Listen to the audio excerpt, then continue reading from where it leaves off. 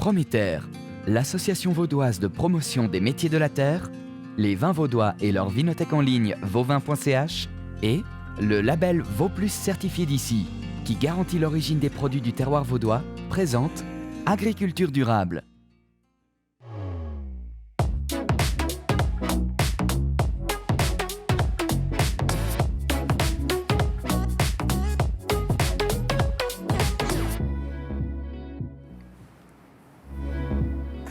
Bonjour à toutes et tous et bienvenue dans ce nouveau numéro d'Agriculture durable, l'émission qui s'intéresse aux enjeux de l'agriculture du 21e siècle. Et aujourd'hui, nous allons prendre l'air de la montagne puisque nous allons nous intéresser aux alpages qui jouent un rôle crucial dans le maintien de la biodiversité. Ce sera notre dossier du mois. Dans la rubrique de la fourchette à la fourche, retour sur le parcours d'un concombre. Dans le fact-checking, on va s'intéresser aux marges de la grande distribution face au prix payé aux producteurs. Et puis dans notre rendez-vous agricole du mois, nous partons à la découverte des caves ouvertes vaudoises. Voilà donc pour notre sommaire. Il est temps maintenant d'aller rencontrer nos invités du jour.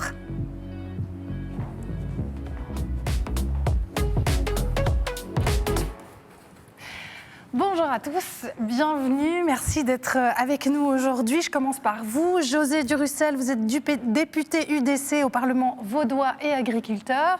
Bonjour, merci d'être avec nous. Avec vous sur ce plateau aujourd'hui, Éric Mosiman, vous êtes ingénieur agronome et secrétaire de la Société vaudoise d'économie alpestre. Bonjour, bienvenue. Bonjour, merci. Et puis Claude Belair, qu'on ne présente plus, président de Prométer et agriculteur bio dans la région de Montreux. Bonjour Claude. Bonjour. Alors aujourd'hui, on va parler de l'importance des alpages pour la biodiversité, une importance qui est cruciale. En limitant l'emprise de la forêt, l'activité pastorale, on peut l'appeler comme ça aussi, permet l'existence de prairies riches en biodiversité où s'épanouissent une flore et une faune spécifiques. C'est ce qu'on va voir aujourd'hui. À quel point est-ce que ces prairies sont importantes au niveau écosystémique, si je puis dire, Claude ? C'est déjà important pour l'agriculture parce qu'il y a un tiers de la population des animaux, des ruminants qui montent à l'alpage pendant la saison d'été. Et puis, c'est aussi très important parce que finalement, ça permet d'avoir aussi, les animaux vont mettre en valeur ces prairies d'alpage. Elles vont tondre les gazons, comme on les appelle, les prairies. Et puis, de ce fait-là, il y aura une biodiversité qui va pouvoir émerger. Ça permet aussi de maintenir la forêt là où elle se trouve et puis d'avoir des surfaces pour les prairies là, juste à côté. Et puis, c'est aussi des endroits où la population adore aller se prélasser, à recharger ses batteries. Alors, c'est aussi un élément extrêmement important pour l'ensemble de la société. Donc, ça joue de nombreux rôles, on peut dire ça, Éric. C'est pour ça qu'on parle d'un système ici.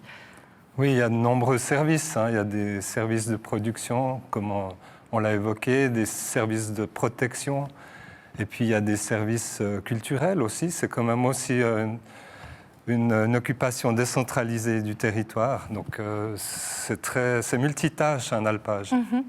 José, d'un point de vue plus politique, c'est important, les alpages ? Mais évidemment, c'est une importance économique, surtout, je dirais, depuis de nombreuses générations, qui permet de fabriquer du fromage d'alpage dans certains endroits et spécialité dans d'autres, qui économiquement, pour des familles d'agriculteurs, pèsent dans la balance à la fin de l'année. Si on regarde du côté plutôt de la faune, de la flore, on sait qu'il y a de nombreux types de fleurs, d'animaux qui pourraient disparaître si ces alpages disparaissaient. Est-ce qu'on a des chiffres ? Est-ce qu'on a une notion plus précise de cela ? Alors, on a déjà des chiffres sur les surfaces occupées par les zones d'estivage. Donc, on sait que pour le canton de Vaud, c'est quand même conséquent, avec 40 000 hectares. C'est quand même une grande surface. Une surface, oui. Et puis, effectivement, comme ça a été évoqué, c'est une mosaïque de végétation diverses qui sont liées non seulement à la présence du bétail, mais aux conditions topographiques, et géologiques et naturelles des milieux. Donc, Claude, on ne peut pas dire que ces espaces soient des espaces abandonnés sur lesquels se baladent quelques animaux. Comment est-ce qu'il faut les qualifier, ces espaces, ces pâturages? Mais ils sont entretenus et puis alors gérés par la main de l'homme d'une manière ancestrale, mais c'est très important que les animaux soient contenus, on leur donne des espaces, on définit où sont les zones de pâture, on définit où sont les zones de forêt, on définit dans les pâtures les parcelles précoces, les plus tardives, et il y a une gestion des alpages qui est extrêmement importante pour permettre un bon fonctionnement de l'ensemble du système. Alors, on va le voir justement bien spécifiquement maintenant. Quel rôle jouent exactement ces alpages? En quoi sont-ils si importants pour la biodiversité? C'est ce que nous explique Éric Mosiman, gérant de la Société vaudoise d'économie alpestre. Les alpages ont été façonnés depuis le Moyen-Âge par l'activité humaine, en particulier par les éleveurs et les forestiers. Ce sont donc des espaces qui remplissent divers services pour notre société, notamment la production d'aliments, de fromage et de viande qui sont de très bonne qualité nutritionnelle, qui portent l'empreinte des herbages, de la flore spécifique qu'on trouve dans les pâturages. Ce sont aussi des espaces où les pluies sont filtrées à travers les sols pour être restituées et reprises dans les réseaux d'eau. C'est également des sols qui capturent du carbone, ce sont des puits de carbone importants. En plus, point de vue sociétal, ce sont des espaces où on garde une certaine tradition et qui font vivre des familles paysannes. Les alpages sont également un lieu de détente et de loisirs très apprécié des touristes, mais également des populations résidentes, où l'on trouve une flore en été qui est exceptionnelle, avec des types de végétation très diversifiés. Dans les pâturages boisés, on a cette interconnexion entre la forêt et le pâturage qui explique une très grande diversité de milieux qui sont non seulement bénéfiques pour la biodiversité de la flore, mais également pour la faune. Ces espaces ont une typicité. Chaque alpage a sa propre marque qu'on retrouve soit dans les produits qui sont des produits fermiers de l'alpage, mais également dans le paysage que l'on peut consommer en se promenant, que ce soit en été ou en hiver. La flore spécifique des alpages, elle évolue, elle est soumise à des contraintes, elle est soumise notamment à une évolution qui est liée au réchauffement. On voit des espèces qui migrent de la plaine vers les sommets et qui peuvent soit être des problèmes lorsqu'on parle de plantes envahissantes, mais qui peuvent aussi être une chance pour d'autres espèces qui disparaissent des zones de plaine. Donc c'est un espace pour la biodiversité, c'est un espace entretenu par l'activité d'élevage. Si cette cohabitation entre les éleveurs et les forestiers n'existait pas, on verrait le paysage se banaliser, les forêts se fermer, et on verrait également la disparition de toute une biodiversité propre à nos montagnes.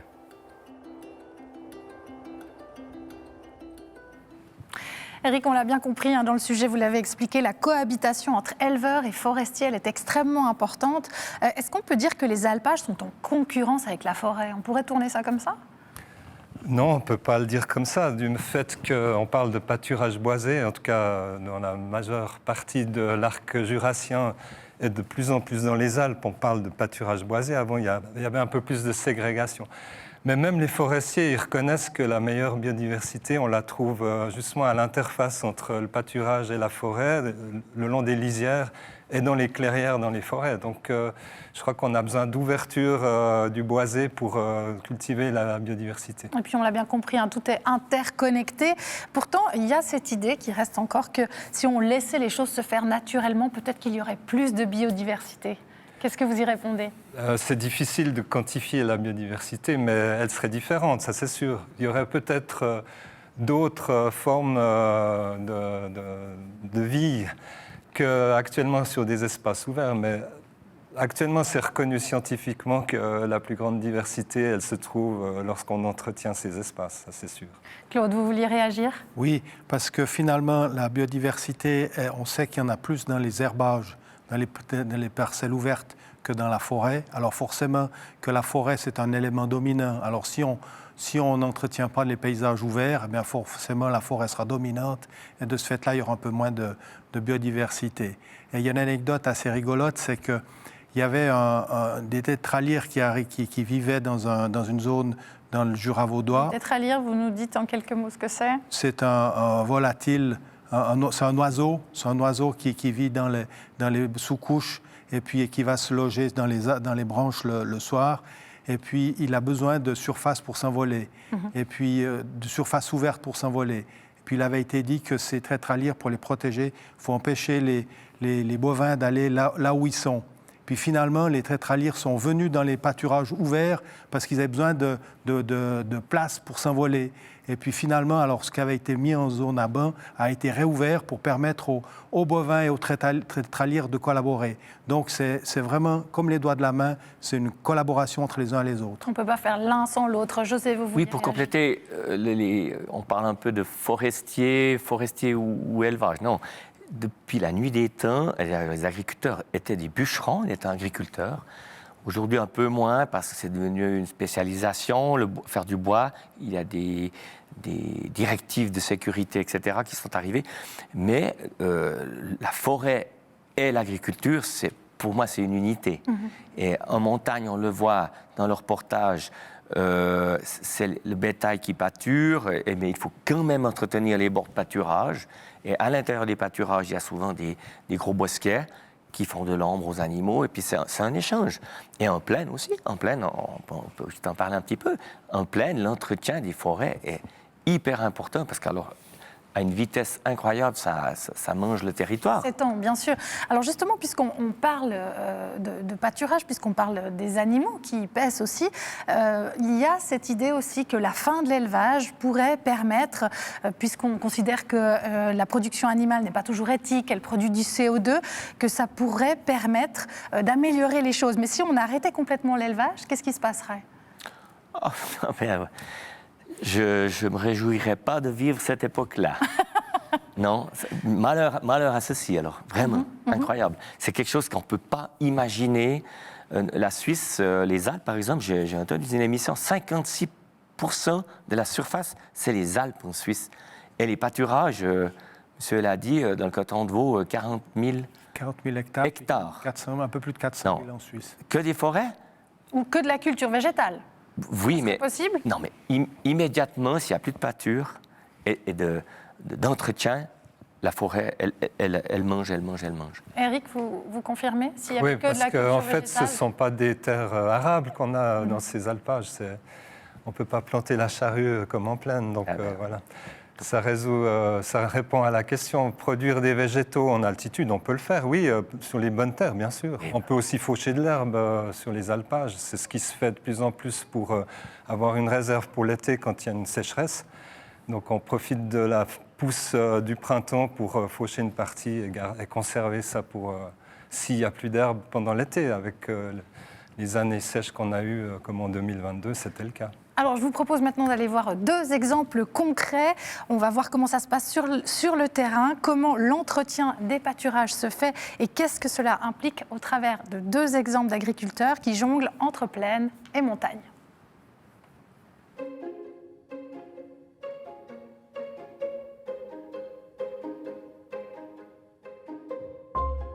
J'exploite un domaine agricole à Givrin d'une 40aine d'hectares avec un cheptel pour la production de lait et viande. J'ai 55 vaches laitières ainsi que tout le jeune bétail, donc les genisses, les veaux et quelques taureaux pour la reproduction.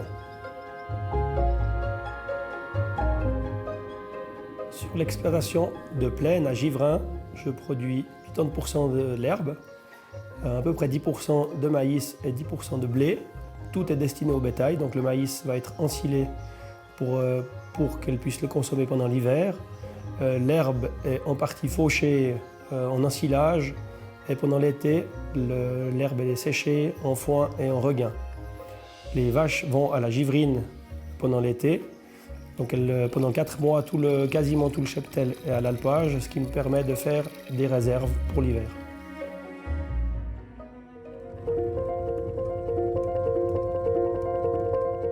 Bienvenue à la chèvrerie de Lézin. On a sur notre domaine, on a 8 chèvres laitières, 4 vaches laitières, On a 200 poules pondeuses, 4 cochons qui viennent juste pour l'été et on fabrique une partie de notre lait qu'on transforme à notre ferme ou vend à notre self-service.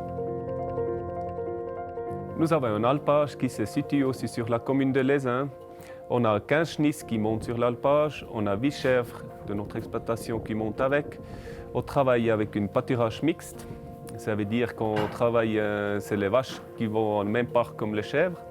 L'avantage de ce travail, c'est qu'on a moins de problèmes avec des mauvaises herbes. Ça veut dire certaines floraisons que ne mangent pas les vaches, ils mangent les chèvres. Et puis les chèvres, c'est quand même de bonnes débroussailleuses mécaniques. Qu'est-ce qui est désavantage, c'est le niveau de travail. Les clôtures, ça nous prend un peu plus de temps parce qu'on doit clôturer avec 3 fils électriques au lieu de 1 fil pour les vaches. Par contre, tout ce qui est mauvaise herbe, ça joue bien. Il y a juste tout ce qui reste de mauvaise herbe, on travaille après à la main. Et on travaille avec la lune si possible, ainsi qu'on a un pâturage bien entretenu. Sur mon exploitation, le cheptel de bétail a été adapté autant à l'exploitation de plaine qu'à celle de montagne. C'est-à-dire qu'avec la surface limitée que j'ai en plaine, je ne pourrais pas avoir autant de bétail si je n'avais pas l'alpage. Donc j'ai développé le troupeau le nombre de vaches de façon à ce que ce soit l'optimum autant pour la montagne que pour la plaine.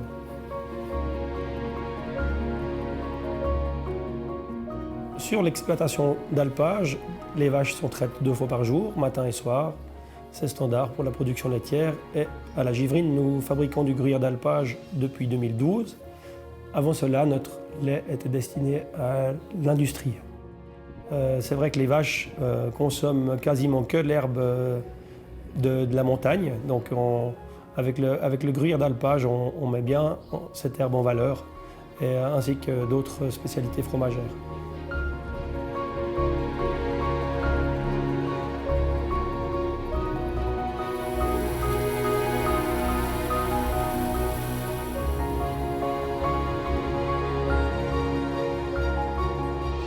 L'alpage au loup de la commune de Lézin, la commune elle a gagné parce que nous on entretient leur pâturage et puis nous ça nous fait un revenu en plus. Ce qui est très important dans ces entretiens du pâturage, c'est au niveau touristique. C'est l'hiver quand on broute ce terrain, ça veut dire l'herbe elle est plus courte l'hiver. La neige elle adhère mieux sur le terrain. On a moins de glissements de neige, on a moins d'avalanches. Qu'est-ce qui est aussi très important pour le niveau d'été, c'est pour l'entretien du pâturage, c'est le tourisme. Pour tous ces chemins pédestres qu'on a, ça profite à tout le monde en finale. Moi, ça me tient vraiment à cœur cet entretien du pâturage pour l'entretien du patrimoine aussi. Sans l'agriculture de montagne, on n'a pas de tourisme dans les Alpes vaudoises.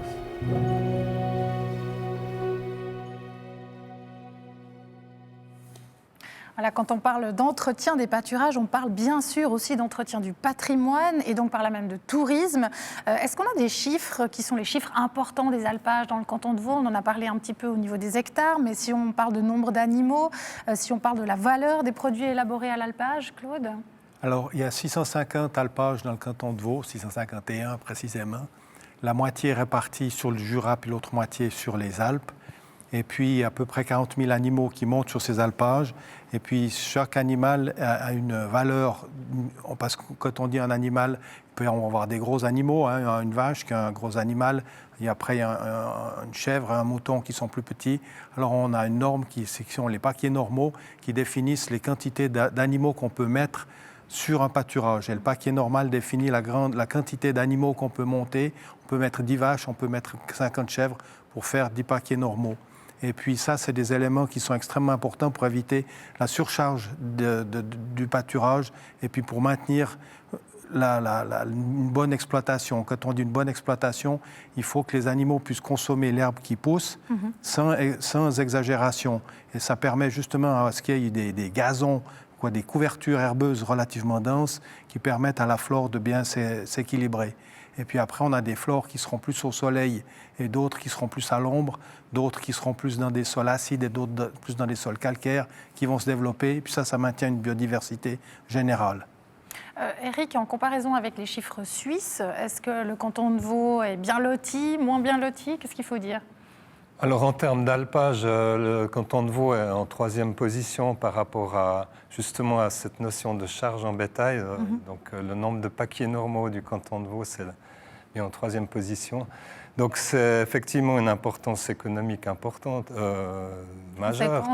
On sait qu'il y a des exploitations de montagne comme à la vallée de Joux pour lesquelles le pâturage d'été représente la moitié de la ration annuelle de leurs troupeaux. Donc les calculs sont vite faits. L'herbe pâturée étant la meilleure marché, c'est vraiment un système où l'éleveur a aussi un intérêt important. Bien sûr, et puis un rôle à jouer.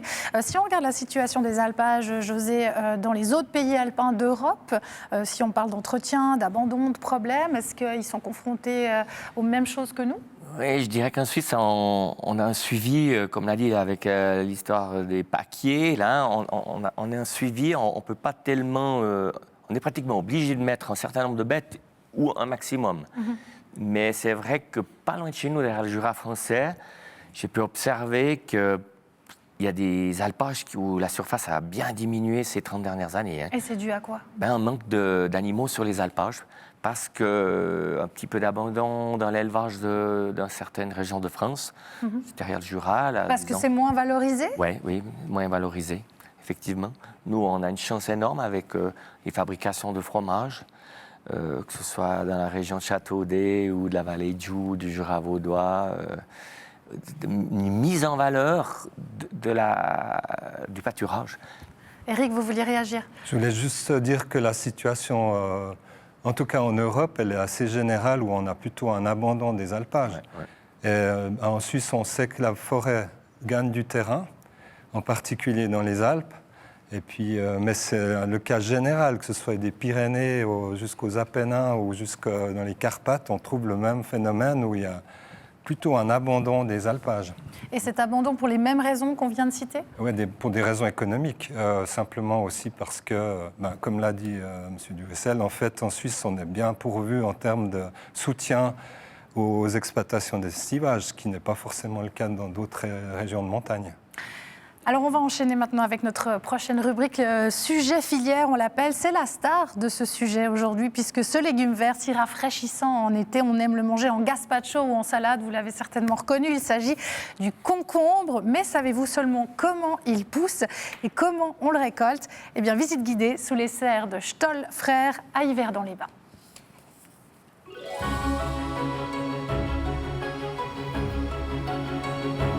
Moi j'aime beaucoup le concombre parce que c'est un produit qu'on peut consommer de manière hyper simple, on n'a qu'à croquer dedans, c'est frais, c'est le légume d'été par excellence. Puis en même temps, on peut rendre le concombre plus complexe parce qu'il y a plein de recettes du monde entier, il est consommé sur la planète entière. Moi qui suis fan de cuisine, je m'y retrouve bien avec des recettes un peu différentes de ce qu'on a l'habitude de consommer chez nous.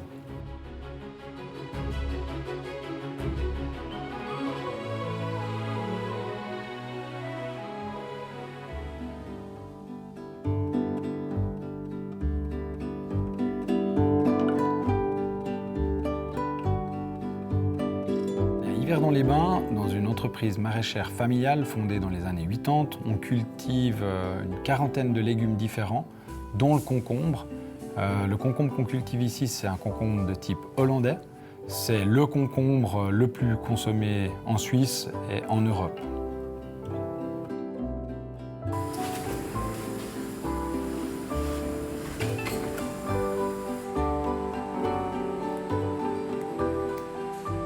Donc là, on est dans une culture de concombre qui a été plantée le 15 février.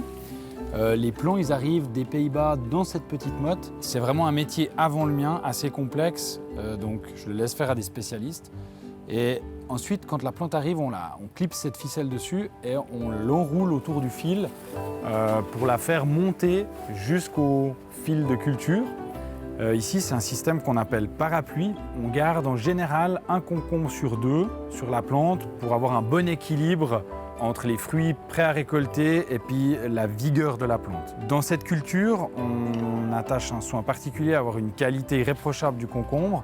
C'est pour ça qu'on a besoin de cultiver sous serre. Le concombre, il est sensible à la gerçure. Si la température dans l'ambiante et du fruit ne sont pas égales, il y a une condensation, puis ensuite il y a des petites traces qui font qu'il n'est pas très beau. Et un des autres gros soucis qu'on peut avoir dans la culture de concombre, c'est les insectes. Mais pour ça, on a, dans un système semi-fermé, la possibilité d'amener des insectes vivants. Et on amène ici, en très grande quantité, ici on a un petit sachet, d'autres acariens qui mangent les acariens qui nous posent problème. Alors là-dedans, il y a plusieurs centaines d'œufs et de petites larves de phytos qui sortent par ce petit trou et se répandent sur l'ensemble de la culture et nous protègent toute la saison. Donc ici, on est dans une autre allée de concombres. On a un essai, on a plusieurs essais variétaux, on fait toujours de la recherche, un peu d'innovation. Ici, on est dans un petit concombre qui fait une centaine de grammes. C'est un produit auquel je crois beaucoup parce que ça va vraiment dans les trends actuels. Zéro déchet, on le prend au travail pour un petit snack frais, plein de vitamines. Et puis je me réjouis de proposer ça au plus grand nombre tout prochainement.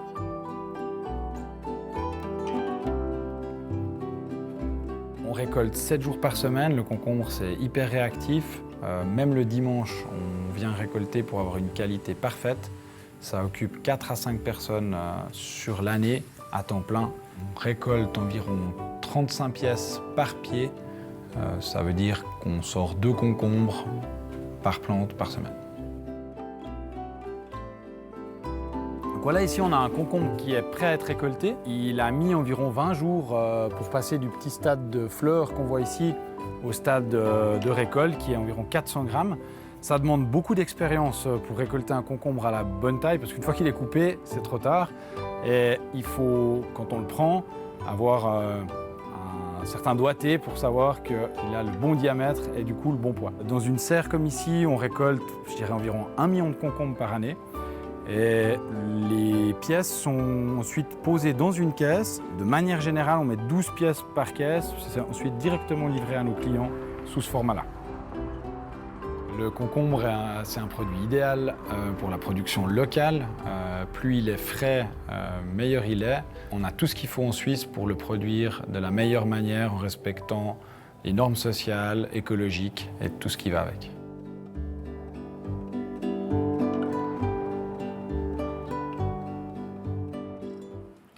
Alors, est-ce qu'on a des spécialistes sur ce plateau de la culture du concombre? Vous les consommez? Personne ne veut se lancer, on vous a préparé un petit quiz quand même. Alors, d'où est-ce qu'il vient ce concombre, vous savez? D'Inde. Bravo, d'Inde. Quelle région? Le sud, le nord? Oh, le sud. Ah non, c'est les contreforts de l'Himalaya, donc a priori plutôt le nord. Fruits ou légumes? Les deux. Fruits. Fruits. C'est un fruit, bravo, c'est juste. Et finalement, cousin du melon ou de la courge? La courge. Des deux. Bravo, c'est bien, on a toujours eu au moins une réponse juste. Les deux. Bravo, exactement. Alors, on l'a vu, hein, ce fruit qu'est le concombre, il a quand même de nombreuses utilités. Tout le monde n'est pas fan, mais c'est vrai qu'on peut le cuisiner, qu'on peut le manger comme ça à la main. Combien de tonnes de concombres sont cultivées en Suisse? Est-ce qu'on a des chiffres, Claude? 1600 tonnes, quelque chose comme ça. Oui, donc sur une centaine d'hectares. Donc c'est quand même pas mal. Oui. C'est une beaucoup terre qui sont s'y prête cultivés. bien. Non, mais oui, alors la terre s'y prête bien, mais c'est beaucoup cultivé en serre, comme on a vu là chez les frères Stoll, parce que finalement, c'est un légume qui doit être conduit sur une ficelle, comme il a été démontré, puis qui permet d'allonger la période de récolte. Parce que finalement, c'est un élément important. On adore les fruits frais, ou les légumes ou les fruits frais. Donc, on aime bien les avoir le plus longtemps possible. Puis, si on les veut locaux, eh bien, l'agriculture a réussi à être suffisamment performante pour pouvoir étaler la période de récolte. On a vu ça dans le sujet. On a vu dans le sujet. José? Oui, on peut voir. Alors, découvrir, je dirais qu'on connaissait des concombres pour la salade, hein, c'était un peu monotone. Et là, on voit qu'à l'apéro, faire des entrées, on se demande une préparation. Et là, le reportage est vraiment très, très bien. Cette entreprise Stoll, cette famille Stoll, qui sont toujours innovants avec les produits frais. Et il a bien précisé, c'est toujours la fraîcheur qui compte. Et je pense aussi que ce qui est intéressant, c'est qu'on peut le produire dans le canton de Vaud. Là, il est produit sous serre. Quelle proportion de légumes vaudois sont cultivés aujourd'hui sous serre? On parlait le mois passé du rampon, qui était aussi produit sous serre. Là, on parle du concombre. Est-ce qu'on a beaucoup de fruits et légumes en Suisse romande qui sont produits sous serre? Alors, il y en a un certain nombre. Il y a le rampon, certaines salades, mais après, on aura certaines salades qui vont venir en plein champ. Et puis, les tomates, elles se font beaucoup sous serre. Et les choux se feront plutôt en grande culture. Donc, ça dépend aussi de la longévité de la vie du légume. Parce qu'un légume comme un chou, on peut le prendre à divers stades. Donc, ça permet d'étaler sa période de consommation en étant en pleine terre. Tandis que si on avait des tomates qui étaient toutes cultivées en pleine terre, on les aurait comme on les avait à l'époque, du 15 juillet au 15 août. Donc ça permet aussi justement d'éviter certaines importations peut-être? Oui, et puis surtout d'équilibrer aussi les moments de récolte, parce que finalement, quand là il a très bien dit, M. Stoll, qu'ils vont tous les jours régulièrement, et puis ils peuvent régler la température aussi dans les serres. Tout est super bien contrôlé pour gérer une croissance régulière du légume ou du fruit. Et puis, si on le fait en pleine terre, on est tributaire de la météo. Puis la météo, elle va aller plus ou moins fort, plus ou moins doucement. Et puis, en plus, il y a beaucoup plus de ravageurs à l'extérieur qu'à l'intérieur. Donc, alors, évidemment, c'est contrôlé à l'intérieur, mais c'est avec beaucoup moins de ravageurs, beaucoup moins de phyto à l'intérieur aussi. On a vu qu'il y avait des petites larves qui allaient grignoter justement les mauvais ravageurs. Les mauvais ravageurs, oui. Oui, dites-moi. Oui, on voit que c'est une production tout de même assez technique. Les explications l'ont bien démontré. Donc des gros investissements. Mais nous, moi qui viens du Nord-Vaudois, c'est aussi une fierté d'avoir une entreprise comme ça, qui est, on peut dire, locale. Ils sont dans les marais, là, entre Orbe et Verdon. Et une dynamique vraiment formidable pour l'agriculture. Est-ce qu'on peut dire que maintenant, on a des concombres vaudois? Oui. Parce qu'on voit que le plan vient de Hollande, quand même. Oui, mais beaucoup de graines ou de semences viennent d'autres pays qui ont des potentiels de production, parce que c'est à grande échelle. Il n'y a pas qu'en Suisse qu'on fait des concombres. Donc forcément que les fournisseurs de ces petits pots qu'on avait au départ, ils fournissent certainement en Allemagne, en Espagne, je ne sais pas où. Et d'ici là, alors peut-être que cette entreprise-là va trouver une solution et une dynamique pour peut-être produire ça. Mais je pense qu'ils ont déjà pas mal à faire avec. En effet, ça a l'air. Et puis c'est une musique d'avenir. On y reviendra peut-être un jour. Mais pour l'instant, on va surtout parler des marges de la grande distribution qui diminueraient peut-être si le prix payé aux producteurs augmentait. En tout cas, c'est la question qu'on pose et qui est au centre de notre rubrique Fact-Checking. 5 à 10% d'augmentation sur le prix payé aux producteurs. Et c'est la grande distribution qui met la clé sous le paillasson. Les propos de Franck Truchot, président de l'association valaisanne des grandes entreprises de commerce de détail, Trade Valais, laissent perplexe. Car, selon Franck Truchot toujours, qui s'exprimait lors d'une table ronde, les marges actuelles de la grande distribution oscilleraient entre 1,8 et 2% et n'auraient par conséquent rien d'abusif. Rapporté au chiffre d'affaires du secteur estimé à plus de 1,5 milliard par Trade Valais, ces marges généreraient ainsi entre 27 et 30 millions de bénéfices par an. Aujourd'hui, Trade Valais indique que ses achats annuels aux producteurs valaisans représentent un coût d'environ 200 millions. En augmentant de 5 à 10% le prix payé aux producteurs, le surcoût serait donc de 10 à 20 millions. Avec ce raisonnement, basé sur les chiffres de Trade Valais, on peut donc conclure qu'une hausse du prix payé aux producteurs ne mettrait en aucun cas la grande distribution dans les chiffres rouges, car les bénéfices actuels baisseraient pour s'établir entre 7 et 20 millions. Sans oublier que ce calcul s'appuie sur des projections très pessimistes, puisqu'il ne tient pas compte d'une éventuelle répercussion de la hausse des prix sur le consommateur. Voilà, en effet, une déclaration qui pouvait laisser perplexe. Éric, je vous ai vu réagir en début de sujet. Qu'est-ce que vous en pensez ? Eh bien, effectivement, c'est un débat qu'on retrouve de nouveau à l'échelle européenne. La justice en termes de prix. Et puis, quand on parle de coûts de production dans l'agriculture, je crois que c'est important de donner un certain nombre de chiffres aux consommateurs, qui soient conscients non seulement de la réalité, je dirais, environnementale que vivent les producteurs, mais aussi économique. Est-ce qu'on peut dire aujourd'hui que la balance, elle est déséquilibrée ? Elle est déséquilibrée, très clairement. Le monde paysan, heureusement, est bien représenté au gouvernement pour défendre un certain nombre de causes puisque tout consommateur en soi a une origine paysanne, mais se pense expert de la chose, mais ne l'est pas forcément. Claude. Oui, moi, il me semble qu'il y a la transparence, un élément qui est très important. L'agriculture donne tous ces chiffres, elle est transparente dans l'ensemble de ces chiffres. Et puis après, dès l'instant où on change de maillon dans la chaîne de consommation, eh bien, on a moins cette transparence. Et puis finalement, l'important, c'est de savoir, parce que finalement, on peut avoir un produit qui nous coûte relativement cher, mais qu'il faut qu'on ait une transparence, qu'on sache pourquoi il coûte cher. Exact. Et puis là, il y a un peu une frustration, parce qu'on ne sait pas pourquoi il coûte cher.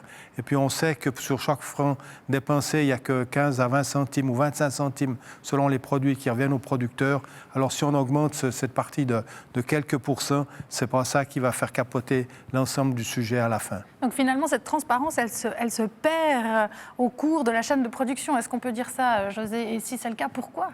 Oui, on peut vraiment le dire ça. J'ai un exemple parallèle, c'est un produit, c'est le lait. On en a beaucoup discuté, on va encore beaucoup en discuter, où là, il y a une perte de transparence assez phénoménale. C'est vrai que les deux géants connus, à l'époque, je me rappelle que j'étais plus jeune, j'entendais parler que c'était le 8e et 9e conseiller fédéral. Peut-être bien qu'ils ont un poids qui est tellement... Oui, ils arrivent quand même à tenir la baguette, mais par contre, je dirais à contrario, il faut quand même aussi souligner que ces deux grandes maisons nous transforment passablement de produits. Et puis sans eux, alors peut-être bien qu'on peut vendre nos produits nous-mêmes à petite échelle, mais dès qu'il y a des grands volumes, on est obligé de passer par ces gens pour nous. Ce que vous dites, c'est que l'agriculteur, finalement, il est obligé de passer par le géant orange et l'autre géant orange. Oui, la viande, un autre exemple, la viande. Voilà, il nous transforme des tonnes de viande. Et même si ça devient moins moderne de manger la viande de certaines personnes, moi, il me semble quand même que 3 fois par jour en Suisse, les gens mangent, et puis notamment 3 fois par semaine. Régulièrement de la viande. 3 à 5 fois par semaine minimum de la viande. Donc faire sans eux, ça semble compliqué. Mais voilà. Alors, pour revenir au sujet du lait, on sait que Aldi vient d'accepter, pour ne pas le citer, de vendre du lait équitable, ce que refusent de faire la Migros et la Coop. Alors, est-ce que les détaillants allemands sont les nouveaux meilleurs amis des paysans suisses ? Meilleurs amis, je ne sais pas, dans leur grande surface, il y a aussi des choses qu'il faut bien examiner, parce que ce n'est pas toujours sympa. Mais là, c'est vrai qu'ils ont fait un coup de pub intéressant avec ça. Et puis, savoir que ce lait équitable, il faudrait vraiment que, en 2024, qu'à partir de 3, 4, 5 ans, ce soit quelque chose qui soit une norme. Ça serait souhaitable. Et moi, je le souhaite pour les générations qui vont continuer à faire du lait en Suisse. Très rapidement, en un mot, vous pensez que c'est possible ? Oui, avec des bons arguments auprès de la population consommatrice, c'est ça qui compte, c'est de communiquer, c'est pas non plus de stigmatiser le débat avec les pour et les contre, on est tous concernés. Ça, c'est bien vrai. On est tous concernés et je pense qu'on va rester sur ces mots-là qui seront donc les mots de la fin puisqu'on arrive déjà à la fin de cette émission. Merci, chers invités, d'être venus partager vos différentes visions sur cette thématique des alpages, du concombre et des autres sujets qui nous ont apportés aujourd'hui. Merci à vous de nous avoir suivis. Alors, le mois prochain, nous allons parler de la lutte biologique qui permet de lutter sans produits chimiques contre certains ravageurs, comme on l'a vu notamment dans le sujet sur le concombre. Et nous nous intéresserons à des exemples pratiques dans les vignobles et les vergers vaudois. Mais avant de se quitter, nous aimerions vous emmener encore visiter les caves ouvertes vaudoises où plus de 200 vigneronnes et vignerons vous attendent pour déguster le fruit de leur travail. Merci de nous avoir suivis et à très bientôt. Au revoir. Les 18 et 19 mai prochains, participez au plus grand événement viticole suisse, les caves ouvertes vaudoises. Plus de 200 vigneronnes et vignerons ouvrent grand les portes de leurs caveaux pour faire déguster leur dernier cru. L'événement se déroule sur tout le territoire du canton, une belle occasion de découvrir la diversité de nos terroirs, que ce soit Bonvillars, le Chablais, les Côtes de l'Orbe, la Côte, la Vaud ou encore le Vuilly. Muni d'un verre de dégustation, le public est invité à découvrir les derniers millésimes et nombre de spécialités locales lors de cette manifestation conviviale et joyeuse. Les Caves ouvertes 2024, un week-end pour célébrer la richesse des vins vaudois, les 18 et 19 mai dans tout le canton de Vaud.